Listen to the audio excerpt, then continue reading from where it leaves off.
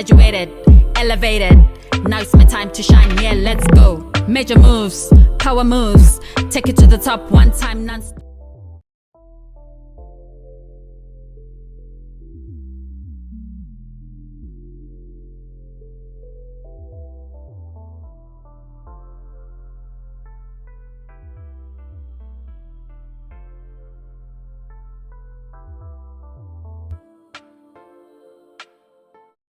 Hello and welcome to PhD Hard Talk. Thank you so much, Dr. Arindam Dey, for your time. Could you please introduce yourself, your postdoc, and whereabouts you are in the world? Thank you, Noma, for giving me this opportunity to get interviewed. And I'm really excited to share my journey, my experience, what I have gone through. So as you have asked about the postdoc, actually, so I'm not talking about the master's and PhD. Basically, I moved to Germany after finishing my PhD in France. And I was working with a company called Biomedics Institute. And this company is actually working in the model of outcubator model, where they basically work with big pharma companies. So the pharma company give the project, and these are high-risk projects. And then this particular company, Biomedics, hire the entire team, including the group leader candidate, 2 postdoc, and a few PhD students. And so a brand new group start. So I started as a postdoc in this company, and I was working with a project on multiple sclerosis. And basically, it's on with a neurodegenerative disease model. Worked with this company for 1.5 years. And during this time, as I am based in Heidelberg, so it's also a startup hub. It's like people are really motivated for startup and all. So I started to get also in contact with the people of Heidelberg University, startup founders. Then I found like, okay, there is also some other things other than the hardcore research side. So I started to take a coursework with Heidelberg University. It's a free coursework, which was not known to me earlier, but then I came to know, and I was very excited to join the course. And I started to develop a different kind of prospect. Like before that, I was a hardcore pure scientist, only thinking about, okay, these cells are doing, like I'm a macrophage and like immunologist, so mostly work with macrophage and all. So I was always thinking about those research aspect, never thought about the business aspect. So after joining this startup industry, startup culture, in one point I thought like, okay, I want to explore the other side of it, entrepreneurial side. So after finishing this entrepreneurial skill set certification course with Heidelberg University, that time I also started to build a project of mine.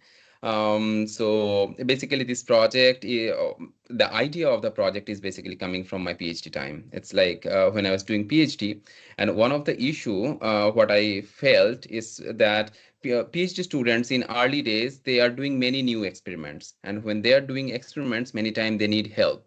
And what happens, like during that time, they also do not have a lot of community known all to them. So obviously they are also stuck. They are only stuck within the people who are working in their own laboratory. And sometimes they have like restriction within the laboratory, like they do not have all the expertise in the laboratory. And then they try to find other people on the other platforms like ResearchGate and all. But when you try to find these people who can help you, you sometimes meet with people, like for example in my case, it happened like for macrophage culture, I meet with someone from Ireland, from Dublin University. It was very wonderful. We talked a lot, but it was a distance communication. So there are a lot of miscommunication also happened, because when you were like writing email, chatting and all. Then, but when I reached the end of my PhD, I found that there are just another professor, another group working on macrophages just 600-meter away from my lab. Just the thing is that I didn't know about them.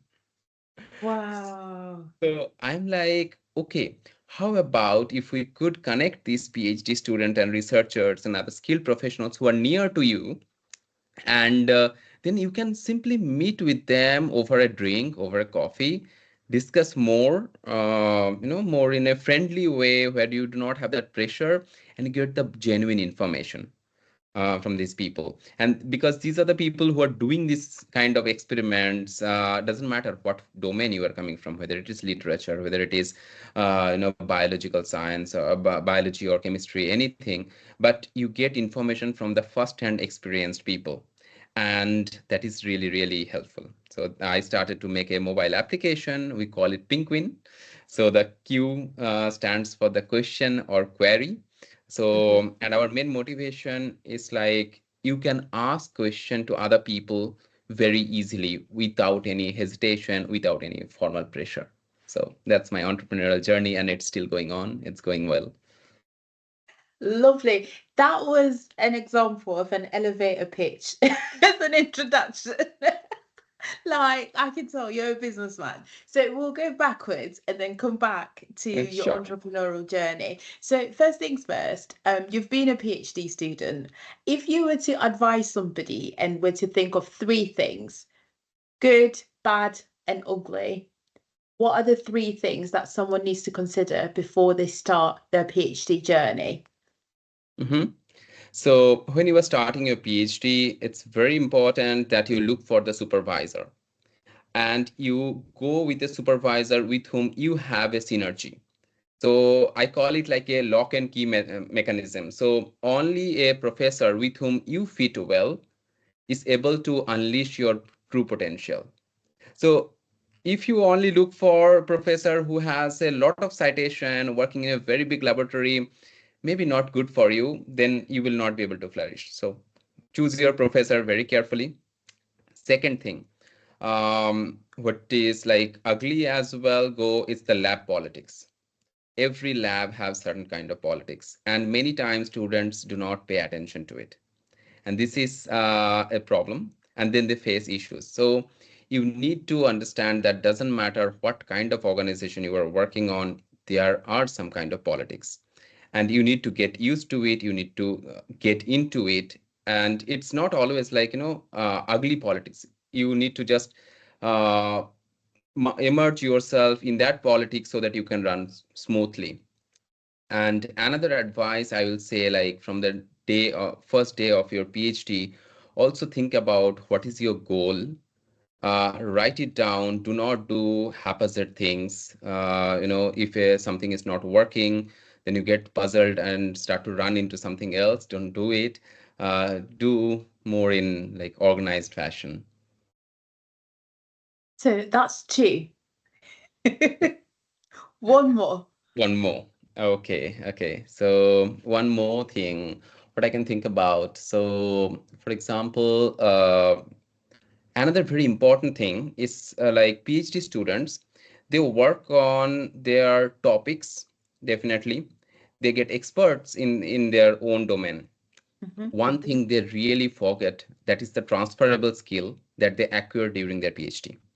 So for example, you are working in literature, okay, you are doing a lot of study with a particular group, community, you are a science PhD working with different kind of things. But the thing is that at the same time, you get experience with project management, people handling, and all these things. And at the end of PhD, many PhD students just think like, oh, I have just worked with, let's suppose, with macrophages, so I'm macrophage expert. But it's not. You are also quite good in planning because you did a PhD. You are good in handling, any kind of stress management. You already learned it. People management, you learned it. And do leverage it when you are like looking for jobs and all. Those are your qualities as well. So don't forget it. No, lovely. I think, when it comes to work politics, because if you look at Twitter and, the stresses behind, or my supervisor is not really supportive, or when you attend conferences and you're speaking as colleagues and someone's like, well, this is the best feedback I've received at a conference compared to what I actually get from my supervisor. So I think what you've shared is really good to say, before you join, do some research and find out who the person is. And just to ask you, following on from that, is, I always say interview the person that's set across from you. Would you agree with that advice to say, we need to get into the habit of interviewing the panel? or the supervisors or the supervisor, essentially? Actually, the thing is that, yes, it's a very good thought to do the interview, but you also do understand that interviewing someone for 1 hour doesn't actually reveal how the person is. So it will just be another, the thing to say, yeah, I did the I also talked to my supervisor. My strategy goes in bit different. It's like before you join PhD, try to work in the lab for a couple of months. Don't just directly jump into the PhD. Spend 1 month. It's okay in the span of life. 1 month doesn't matter. Work in the laboratory. Do understand if you resonate with your supervisor, and then it will be easier for both the supervisor and the student. So. No, lovely. So in terms of the next question then is, since you started your PhD to where you are now, the question then becomes, why did you apply for a PhD initially? What was the thought behind that? Okay. So in this case, I have to go back more earlier stage. So Okay. starting from my bachelor. So the thing is that I started my bachelor in KIT University in India. And then from the second year onwards, I got interest in research, actually. I wanted to work with something that is literally, has some puzzles and really interesting and dynamic, not doing the same work. So then I started to get interest, and slowly I also started to apply for abroad different scholarship programs. And I knew that if I want to apply abroad, in that case, you really get importance when you have some practical experience. So I started to do a lot of internships, actually, hands-on experience. I didn't go much for marks, like, because, for example, in India, many students run after like, oh, I need to get really good CGPA and all. I thought like maybe, I can get good CGPA studying so many subjects. Like in my bachelor and master's, it was a joint program, and altogether I had 45 subjects. So I understood like 45 subjects, different subjects in 5 years. And I was like, okay, so if I start to study so many things, like what was not there, from computer science, to biomedical engineering, to electrical engineering, everything was there. So, this is the standard procedure, standard work module in India. So, Wow. yeah, I'm that's blown away. I'm like, I could cope. yeah. That's a lot. Wow. Yes. So from my second year onwards, I chose some very specific subjects on which I wanted to work on. And I had a strong interest on in nanotechnology first. Okay. So I started to work with the microparticles with my first summer school. Then in Delhi University, I moved. Then I was doing an internship on nano. So moved from micro to nano. In the meantime, like one of my professor was very interesting. So Santoskar sir. So he's also a student of one of the Nobel laureate, Sidney Brenner. So he literally taught me immunology, and I really got interest. So I thought like I want to work on immunology and nanotechnology together.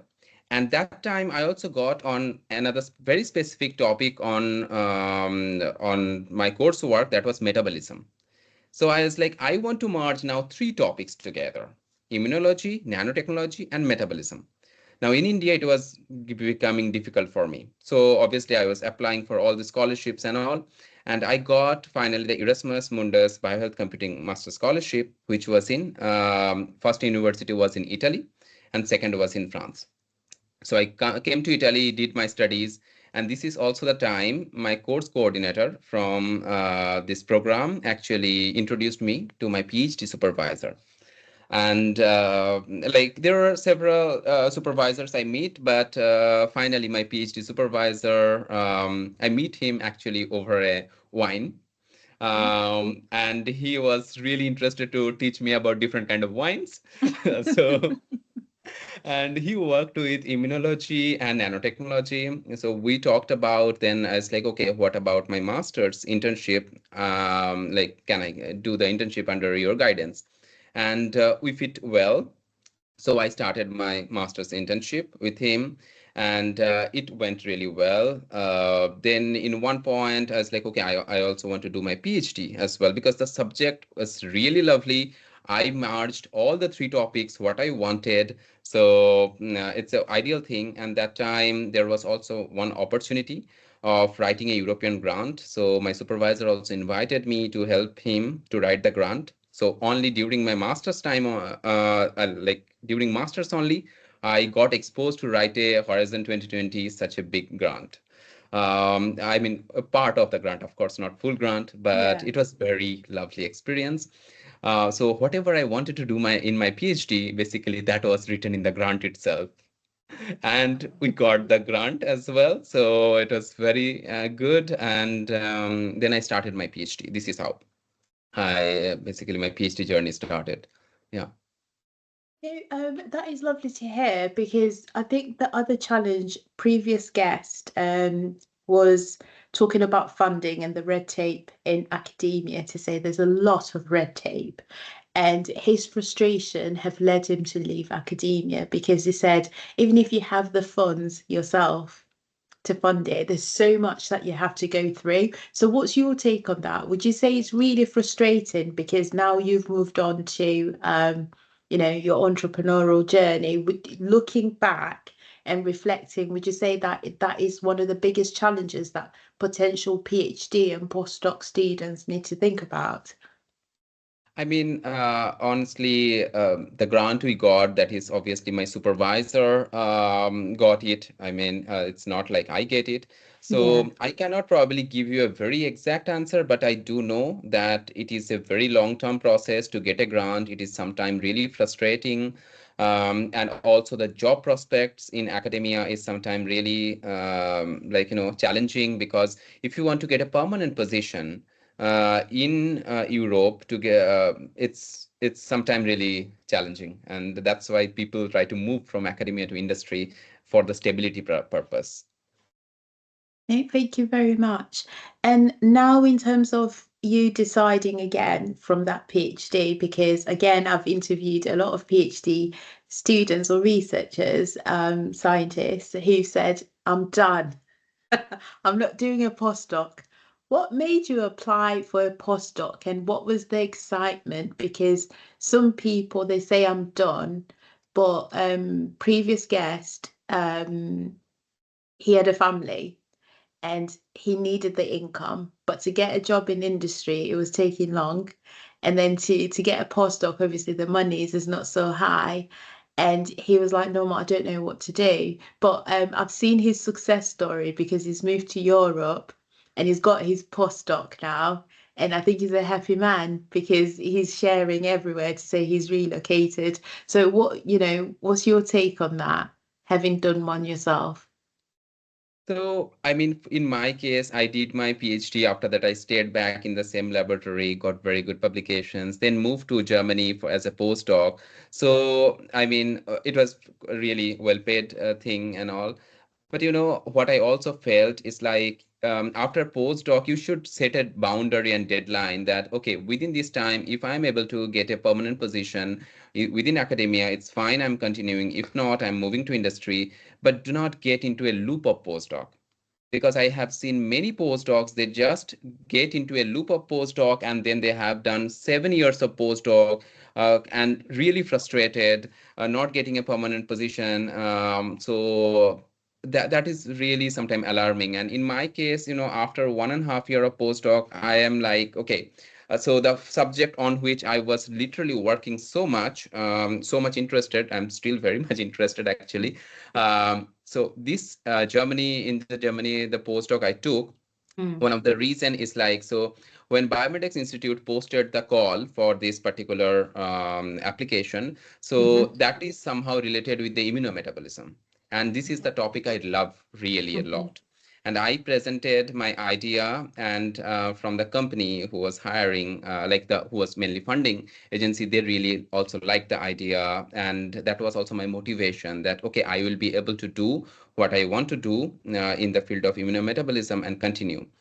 But in one point, I also found that, sometimes you get too much too much in your field and you do not see the Mm. other opportunities.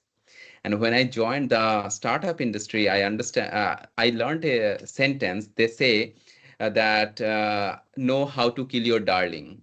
Means you Mhm. might be really, love something, but sometimes you also need to come out, because if you are in too much of comfort zone, that is also not good for Mhm. the future. So, one point, that's where I was like, okay, I want to move out because I also wanted to do something of my own. Then, yeah, from postdoc to now entrepreneur. Lovely. So, in terms of entrepreneurship, we know that it's not all lovely. It's not Valentine's Day every day, is it? It comes with a lot of challenges. So, what three key challenges have you experienced transitioning from being a postdoc to being an entrepreneur? Okay, so the most important thing is like you now really face the value of money, because previously you were, when you were working as a postdoc, still many time your supervisor got the grant, but now you need to get the money. So money is the deciding factor, and it's a very important thing. So you can say like, yeah, my idea is very good, I'm really good, well, but everyone will ask like, okay, show me the money. This is the first thing, really challenging. Second thing is the team part. Team Mhm. building is very important, and it's not so easy. The working under someone is sometimes much more easier, but being in the head of a company is really challenging, because then in that case you will need to take care the people who are working for you, how well you are taking care of them, and there is a lot of learnings. I'm probably in this case, very junior. I'm learning a lot how to Mhm. talk, how to take care of this thing.